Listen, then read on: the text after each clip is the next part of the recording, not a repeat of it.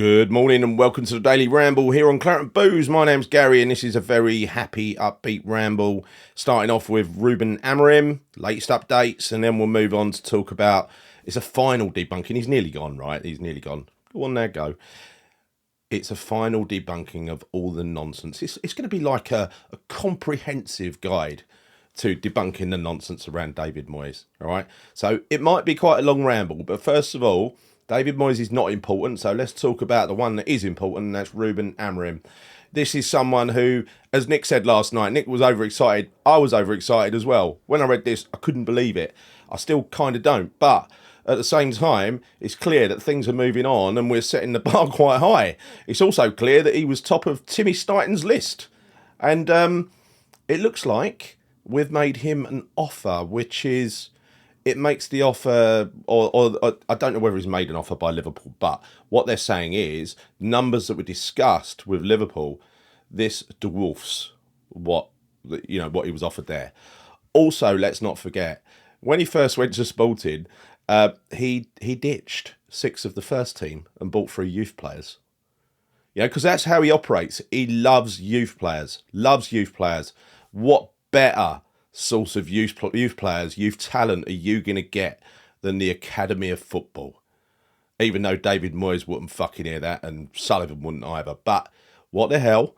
You know, we've got a lot to thank Stevie Potts and Kevin Keane and Mark Noble and all that crew for delivering something absolutely stunning that puts us on the top table of making us attractive to a man like Ruben Amorim. Without that, he wouldn't be looking twice at us. I'll tell you that now. Because it's a massive rebuilding job. And the way he likes to rebuild is to do it in exactly the same as Tim Stighton does it. He works for a director of football. He tells the director of football what pieces he wants. Director of football goes and gets them. That's the way it should work. Not moaning and bleating about you need people with Premier League experience and everyone's got to have played for Man U before and all that old bullshit. No, this is a player who develops players. He brings them through. He creates talent. In exactly the same as Alonso has created talent. You do not have to pay. This much is blindingly obvious, by the way, out there, if you look at other clubs. You do not have to pay top dollar for old players with no sell-on value. You know, you just don't. And questionable injury records, if you look at Kurt Zouma. Right, so this has got me all upbeat and looking forward to the next development here. He's flown back because they've got a title decider at the weekend against Porto. It's rumoured that Sporting are already looking for a replacement. There is a stumbling block around the buyout clause, which was rumoured to be 20 million euros or something. But it looks like they're going to, accept offers on that Sporting. I think this is like a gentleman's agreement with the club. I think they love him. He's done brilliantly for them. Why wouldn't you? And I think this was always the agreement they had with Sporting that, if another job came along, all right, you could say Sporting West Ham, but, maybe a similar level, but then we're in the Premier League and they're not. So it is a step up. A massive step up.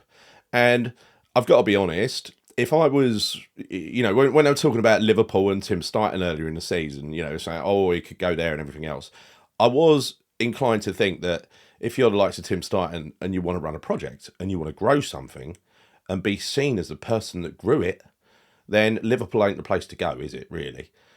The same applies to a manager. If you look at what Liverpool have done in the last couple of years, they've achieved. They've even achieved this season. All right, it was only the Coca-Cola Cup, right? Or whatever it's called now. The Carabao Cup. But it's very difficult to go into a place like that and make your mark and make a big difference, right? Because so what if he comes in and wins the Champions League? Klopp did that. So what if he wins the Premier League title? Klopp did that, right?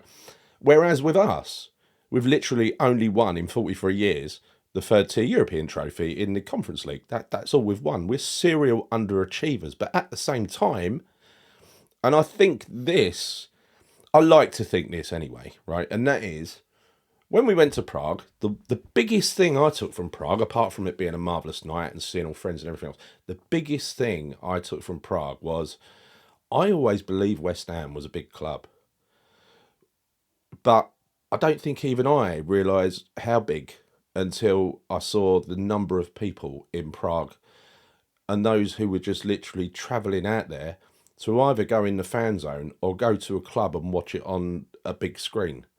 This is the level of dedication. I should have known, because FA Cup final, playoff finals, people did the same thing, but that was only Cardiff.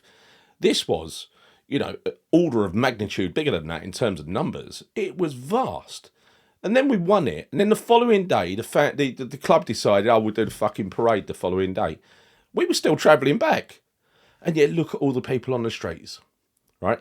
We've become also, we started to edge into becoming a global brand, right?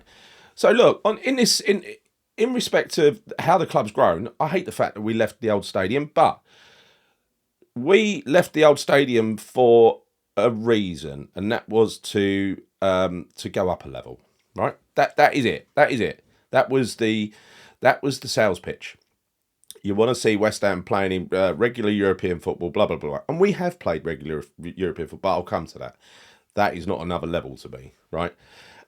So yeah, I think this if this comes off, and this, say we were to sign Amormim, and it's rumoured that Sullivan has agreed to hand over the keys to Tim Steidten and say, Tim, Ruben, crack on with it. It's your club. Here's the transfer budget. I'm not going to interfere. I'm not going to have Will Salthouse and Barry Silkman popping in to, for coffee to sell me a player from under your, trying to find alternatives to what you've found already. If he's prepared to do that, I'm not a Sullivan fan. I'm not a Sullivan fan. I've that. But if he does something like that, then that I would consider for the good of the club. And if he does that, he goes up in my estimation. He'd have to prove it over a period of time, mind. Keep your nose out. Don't fucking, stop talking to Whetstone and giving him the inside track. Stop talking to... If you're going to step back. Don't give all that. So, close your email account down, right? Why do you do it? But anyway, look, if it turns out at the end of this season that we end up with Moyes out the door, with this guy, Amorim, probably the top talent in Europe at the moment, working for Tim Steidten, probably the best talent spotter and getter, if that's a word, in Europe, then that would have been one hell of an achievement, one hell of a turnaround. And what it will say to me is that David Moyes has been kept here this year just to keep the wheels on, while Tim got used to the country, brought his coaching staff in and everything else. So I think to a certain degree we have been played, but I don't care about that. That's fine. I realise that sometimes when you're doing proper big business deals, things have to be kept under covers, and so I think he's been feeding the narrative that he wants to feed, and he's been keeping eyes away from any successor. But it's a bit coincidental that a couple of weeks ago, Tim started to flap his wings. He started to talk to the press and tell him how he was a bit disappointed out, But again, that could be all part of the ruse. Who knows, right? He started to flap his wings, started to take control. Said he would be in control next season, and then suddenly, once that happens, Moyes' form just fucking dies on its arse, right? Moyes is visibly rattled. And the Moyes supporters for a whole month have been rallying round him in the press. Well, one of those Moyes supporters, Jeff Stelling, vocal, telling us to, support David Moyes with disrespectful and everything else. Well, today in the media, Jeff Stelling saying, fucking hell, West Ham, go and get Ruben Amorim. It shows how much loyalty there is. It isn't loyalty. They're paying lip service. They're giving sound bites. That's all they're doing, and that's what the rest of this show is going to be about sound bites. And I'm going to use an example. It's not going to be political in any way, right? But I just want to give an example. Last week, an MP appeared on a morning TV show and said, "Great news! Inflation's coming down. You're going to have more money in your pocket, right?" And the host said, "Well, no, surely it just means that prices are not going up so much." in the end, she had to admit it, right? She admitted it. So again, you take the headline, but unless you debunk it, unless you actually start pulling it apart, you're not going to get to the truth. And if you don't pull it apart and get to the truth, that narrative just spreads. It gets repeated. It's all over Twitter. It's all over Facebook. It's on TalkSport, everywhere, right?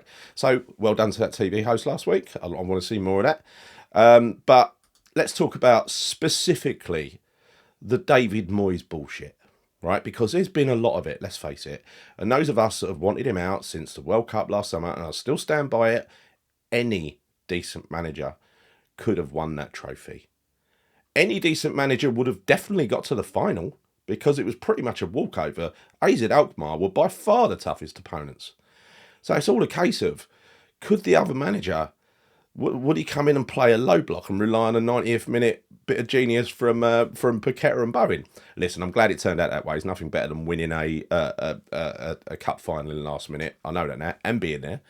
But anyway, I'm just saying, it's common sense, isn't it? And if it doesn't turn out that Ruben Amorim is the man, look, it's given me hope, right? It's given me hope that we're looking in that direction. We're looking in that direction. That's the profile of person we're looking for, and that makes me feel really happy. I've genuinely had enough of this now. I really have. If you watch our shows, we definitely have. Right. Okay. So let's start. And I'm going to start with the lines. So here are the cliches and the lines and everything else that we hear. He's done a fantastic job at the football club. 3 consecutive years in Europe. It's never been done before. Top half of the league. He's built a great football team there over at West Ham. He's given his heart and soul to the job. The fans owe him some respect. They've never had it so good. They won a European trophy. This is offensive. That's huge for a club like West Ham. They've only ever won 4 cups and he won one of them. He's one of only 3 managers to ever win a trophy. West Ham fans are disrespectful. He saved the club twice. He took over from Pellegrini, who was a disaster, and saved them from relegation. Don't forget where you were, West Ham. It wasn't long ago you were fighting relegation. Then they get aggressive and they say, what more do you want, West Ham fans? What more do you want? 6th, 5th, Champions League? And then our own so-called West Ham fans, I don't think they are. They just say they try and shut you down on Twitter by saying, "Shut up, you prick," or they start leaving you abusive messages on YouTube or getting personal or whatever. Why don't you go and support Spurs? You're not a real fan if you don't support the manager. Yeah, really? What about Allardyce? Why don't you just support the team? I do support the team, very much so. They pretend to love his negative football. They think it's the only way to be successful with a little old club like West Ham. That's our own fans. That is a sad indictment on you if you think that. They say that if you want European Cups, the Scottish one is the only way to get them. Well, no. I mean, we've won Cups before. I'm going to explain Europe in a minute. If you think nobody could do better with him with this set of players, I'm telling you now, if we had Villa's manager and this set of players, we'd be 4th. The league up the top of the table has been so inconsistent, apart from the top 3 clubs, right? Even down to Villa have been great, but Spurs ropey, Man U ropey. That's like 5th and 6th, right? This is just it was there for the taking this year. It really was. They dismiss every player he sells as shit, right?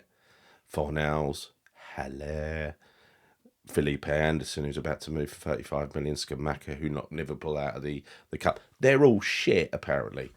They dismiss Tim's signings, and they take every little chink. So if Edson Alvarez, who is fucking wonderful, and if you don't think he is, I don't know what game you're watching because you don't know very much about football. He is basically the most important man in our side, right? Every time he makes a mistake or an error or gets booked, they're all over him. Because by doing that, they're having a go at Tim. That's what they're doing. Same with Dinos, who was just brought in as a squad defender. And he's done brilliantly as a squad defender. Again, if you deny that, I can't help you. They they just attack Tim. They start questioning whether it was he that signed Mohamed Kudus or he that signed Javi Alonso. Or Alvarez. Oh, Moyes was looking at him anyway. Yeah, but even if he was, do you honestly think Moyes would have got the deal done? I don't. Right, okay, so look, I'm going to focus on the term legend because that's an overused term. To me, a legend means someone that's absolutely unforgettable, elite, beyond reproach. Someone who has dedicated themselves to West Ham United for a long, long time and achieved success and stuck to the values of the club, respected the fans, answered questions. Right? If you tick all those boxes for me, you'll be a legend. And I think Ron Greenwood is the one who created modern West Ham. Nobody can really compare with what he did. Nobody. John Lyall dedicated his life to West Ham and was, tragically booted out. Yeah, we got relegated a few times, but guess what? Managers weren't given any money back then. The few times he was given money, he almost won the league and he won the FA Cup and got to a League Cup final. This is the difference then to now, right? So when you want to put David Moyes, who served 4 years on a pedestal, with John Lyall and Ron Greenwood, the only two legendary managers really that we've ever had, unless you go back in time, be careful what you're saying because you're being completely disrespectful to the memory of those great men. This is not a great man. In fact, he's a horrible man. Right, okay, so look, let's debunk this fucking legend shit, right? So, he saved us for relegation twice. Pellegrini was a disaster. So, on the 4th of November 2017, this is the first time he came in. Slaven Bilic's side had beaten 4-1 at home to Liverpool. It was Bilic's 6th defeat in 11 games. He won 2, he drew 3, and he lost 6, right? But the teams he lost to were Liverpool, Man United, Newcastle, Spurs. He lost away to Southampton. And the worst result, by far, was losing at home to Brighton 3-0. I mean, early in November, the 4th of November, that was a ridiculously early time to sack a manager, And it was Nigel Khan who once said he was sacked too early. And when I started looking at these details, I realised, fuck, he was. Yeah, he really was. So he never even really got a chance to get up and running that season. And you remember, I think that was the season we had on Arnautovic. He came in and Arnautovic, he didn't have a good start, did he? He didn't have a good start. Anyway, look, on the 7th of November, 3 days later, as if it was premeditated, David Moyes took over with 27 games remaining. He won 8 and drew 7 and lost 12. His style was so fucking dull that even Sullivan had to say, look, I can't take this anymore. I think he was depressed. He went and hired, it wasted significant money on Jordan Hugill. That was about 8-9 million, wasn't it? Patrice Evra, who, I don't know what he was doing. Was he dressing room entertainment or something? And the one half decent signing was João Mario. He did well as a loanee. Look, in my view, he was fired far too early. So if you're going to say Moyes came in and rescued us, I ain't going to agree with you on that one. Right, so that's the first example. He didn't save us twice. Let's see if he saved us once. And make your own mind up, right? 2018-19, under Pellegrini, we bought Felipe Anderson, Diop, Yarmolenko, Fabianski, Perez, Balbuena, Fredericks, and unfortunately Jack Wilshere. We spent quite big, but not excessively so. Wilshere was an expensive loan, for instance. It was big for the time, though. And we finished 10th with 15 wins, 7 draws and 16 losses, 52 points. All right, probably would have got us 9th or 8th for another year. Now, in that season, this is outstanding achievement, Pellegrini, for me. In that season, he turned Declan Rice into a midfielder and he didn't care that he had a few bad games. He stuck with him. Declan Rice at one point, he said he wanted to go out on loan. Pellegrini said, no, I'm gonna use you. I'm gonna use you. And he did. He was good as his word. He was responsible for Declan Rice. Declan Rice went on to play 37 times that season, right? 37 times. And by the end of that season, he was an established fucking top quality player, right? And in the second summer of Pellegrini's reign, he signed Pablo Fornals at age 23, Sebastian Haller, but he also needed a goalkeeper, and he weren't really given funds for a goalkeeper. It was empty, nothing left in the till. Sorry. We signed fucking Roberto and David Martin. I'm not going to say anything about David Martin. Gave me one of the funniest afternoons of my life, right? But the club had no money, apparently, right? Now, Pellegrini he served exactly half the season. He played 19 games. He won 5, he drew 4, he lost 10. 19 points. Not great, and there were a string of bad results in there. So I'm not arguing that perhaps it was time to let him go.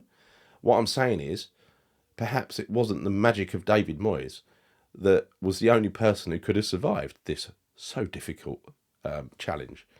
When you consider the squad he inherited, suddenly Sullivan found some money in January for Bowen and Souček. He also bought a keeper in, Randolph. So it's like magic. The money appeared. So I kind of blame us not backing Pellegrini in the second summer. It was like a one-off spend. You're not having any more. He bought Haller and that, he thought that was it, right? But we found out that season goalkeepers are really important, aren't they? They're really important. And several of those results, bad results that got Pellegrini fired, were down to Roberto. Let's be honest. So Moyes took over that Pellegrini team, full of all those stars that he'd bought. So Pellegrini got 19 points in the first 19 games.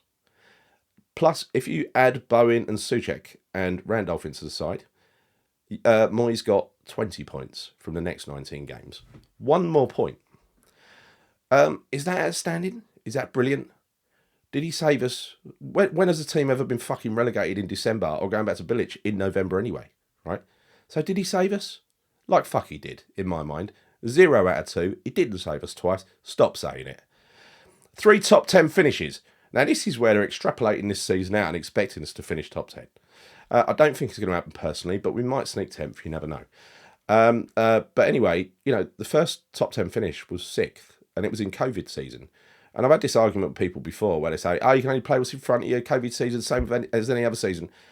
Like, fuck, it was the same as any other season. There were no fans in the ground. The away games were like home games. Also, look at the table. The bottom 8 teams, I don't know what happened to them, whether it was massive spreads of COVID, players missing and everything. I don't know. I'm not going to look into it. But you look at it, the bottom 8 teams basically didn't participate that year. So 6th is an achievement.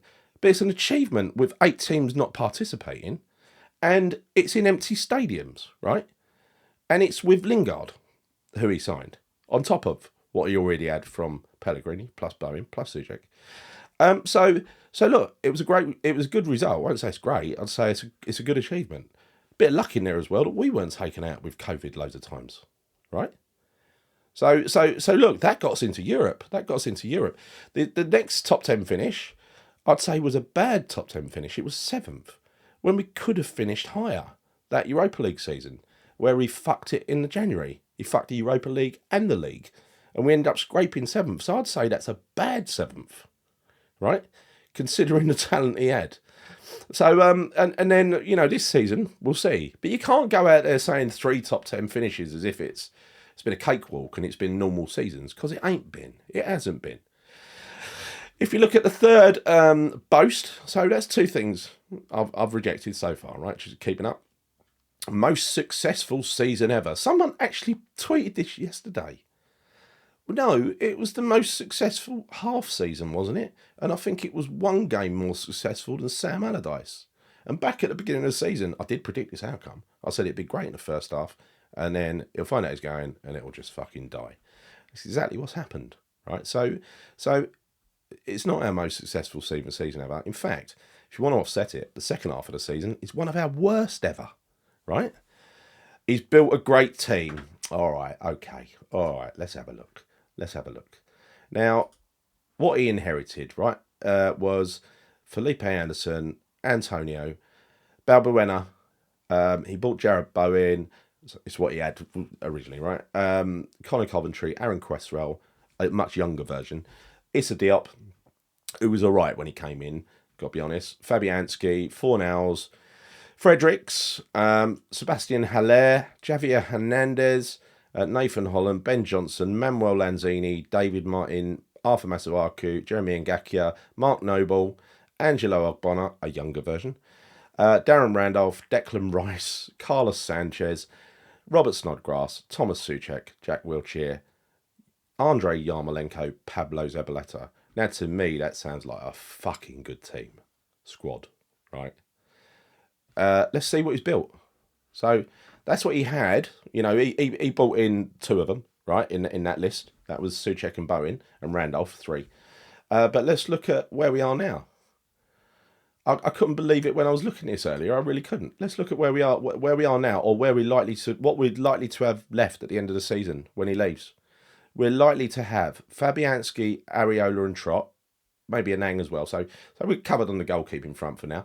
Defenders, we'll probably have Kurt Zouma, Soufal, Mavropanos, and Emerson as defenders. We'll probably have in midfield Ward-Prowse, Edison Alvarez, Thomas Souček, and Mohamed Kudus. I think this has been padded out because Bowen's in the striker list now. So Antonio. Attackers, we'll have Antonio, Jared Bowen. That's 10 players, 10 outfield players. And 2 of them are Souček and Vlad. And Zouma, whose knees are gone. I mean, did you listen to that squad I just read out? That's what he inherited. This is what he's leaving. And he wanted to add to that almost 30-year-old fucking Harry Maguire with no sell-on value and Scott McTominay. He's paid 450 million quid to create this. And then he's going to fuck off into the sunset. And if the new manager has as much as a little hiccup, people will be linking him with a job again. You know they will. He hasn't built a great team. He's destroyed a great team. He's fucking useless in the transfer market, right? He's done one good sign. I'll give him 3. I'll give him 4. I'll give him Dawson. I'll give him Bowen. I'll definitely give him Souček. I think he's been good value, and Vlad. I think they're the 4 good signings, right?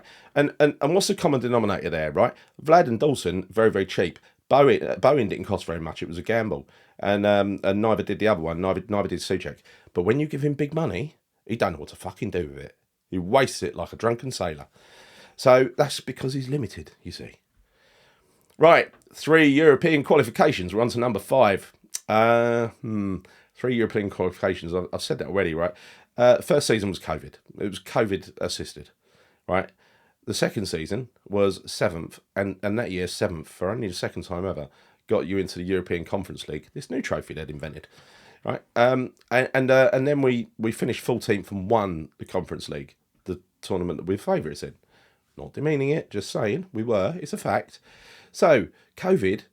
7th and 14th. Now, when you say 3 European qualifications or regular European qualifications, it sounds like, oh, fucking hell, he's finishing 6th every year. Well, he ain't, is he? It all started with COVID, and had COVID not happened, I doubt very much this Moyes run would have happened. He would have left a couple of years ago. 3 European quarterfinals. Right, the first one, where we beat Sevilla and Lyon, was fantastic, right? But he absolutely fucked it and bottled it in the semi-final against Frankfurt by going low block twice, by trying to protect a 2-0 aggregate lead for them.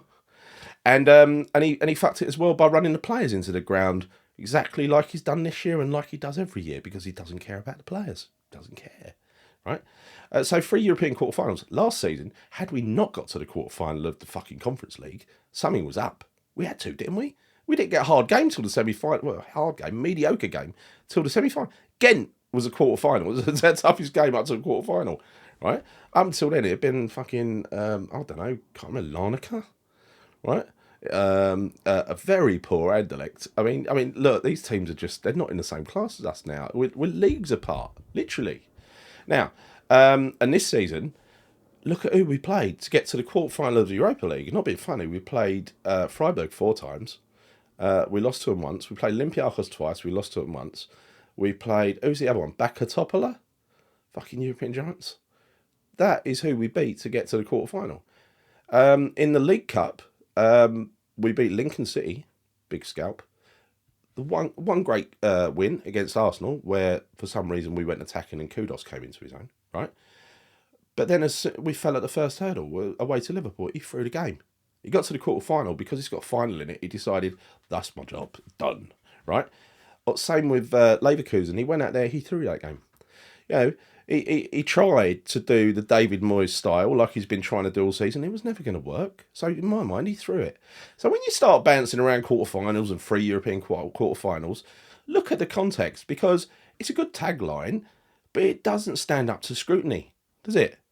I'm on number 7 now. He brings trophies in Europe. He's bought trophy. He has bought Europe, but I think any decent manager, as I said earlier, with this set of players that we had, because I'm not counting Paqueta and people like that in this, but this season, look at last season with Rice and Paqueta, right? Look at this season with Paqueta, Kudus, Bowen, Antonio, all these players, right? An attacking-minded manager would have fucking torn it up this season. We had the best front three in the league at one point, and he fucked it. Yes, they got injured once, but fuck me, we've been really lucky with injuries this year. Otherwise, we'd be bottom half easily, right? So he brings trophies in Europe. No, he don't. No, he don't. He lucked out. He lucked out with that Conference League. That doesn't make him a serial winner. He's managed over 1,000 games and lucked out once. He's also thrown away an FA Cup final for Everton and several semi-finals. One for Everton against Liverpool, where they just fucking sat deep and waited for Liverpool to beat them.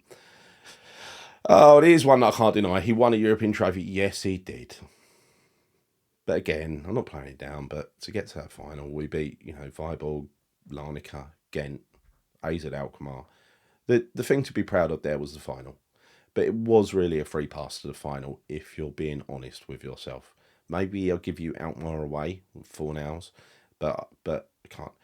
Right, he's the most successful. This is number 9. He's the most successful manager of modern times. Well, I think I've debunked that. Look at Bilic. Look at what Bilic did in that last season at Bowling. That was an infinitely better season than Moyes has ever had, including the COVID season, right? Look at the Pardew first season back where he got us to an FA Cup final. How magical was that? Look at Harry Redknapp. He had several good seasons, especially that Intertoto season. Even Sam Allardyce had a great season when he first came back. There have been great seasons that every manager has had. And this is my point in this. He's also had a great season. That was the COVID season. He hasn't had 4 good seasons, right? The European success off the back of beating largely inferior teams has disguised the failures in the league. Like earlier in the season where we'd won. There was like a 10-game run, and I think about 4 of them were in Europe, 5 of them were in Europe. And then we lost a few others. But anyway, he could stretch it out and say, oh, in the last 10 games, we've done this and this and this, right? And everybody swallowed that and said, oh, yeah, look, listen to Dave. Look. But the thing is with him, is he looks at those stats and he gets those lines ready before he goes in. And that's why, you can't believe a word the man says. So, that... I think, hang on a minute, it's the most successful manager of modern times. Is that it? I thought I had 10. Oh, well, yeah, no, it's only 9. But there you go. I think I've debunked all of the nonsense. If you don't think I've debunked it, leave me a comment. If you do think I've debunked it, leave me a comment. If I've convinced you in some way that what you've been reading, hearing and seeing is bullshit, let me know in the comment. Make me happy. But to sum up, that doesn't spell legend to me. It spells adequate, mediocre, average, could and should do better. If you take into account football style, entertainment, improper use of attacking players, inadequate squad use, unable to change a game mid-flow, cannot affect a game with subs, cannot defend, bad man manager, tactically limited and naive, cannot sign a player, rigid, limited approach, unwilling to embrace any form of modernity, stuck in the dark ages, and finally, and most importantly, squad seniority system and the way he totally ignored our great youth team. I think he goes from adequate to abject failure. When you put on top of that, the amount of money is wasted and the state is fucking leaving this squad in, we should be fucking chasing him out of the club, not waving him goodbye. And as someone said yesterday, give him a lovely clap because he's been a great man. No, fuck off he has. Fuck off. So, having said that, right, I'm not going to swim against the tide. If he is there for the Luton game and people give him a clap, I'll pretend to clap. But... only as long as he promises to fuck off and never come back again. Because he has been an unmitigated disaster that has delivered a trophy. If you want to see other examples of that, see Harry Redknapp at Portsmouth. See the Wigan manager. Where are they now, right? Don't sell your soul for a piece of silverware. Have a bit more pride in our great club. So, not long now. 4 games to go, maximum. Can't come around soon enough. Goodbye, good riddance, David Moyes. I haven't enjoyed you being here one little bit. And I don't want to see you again. And I'd like to see you try and fucking low block your way through our next manager if you happen to somehow scrape a lower level Premier League job again. All right. It's been a pleasure.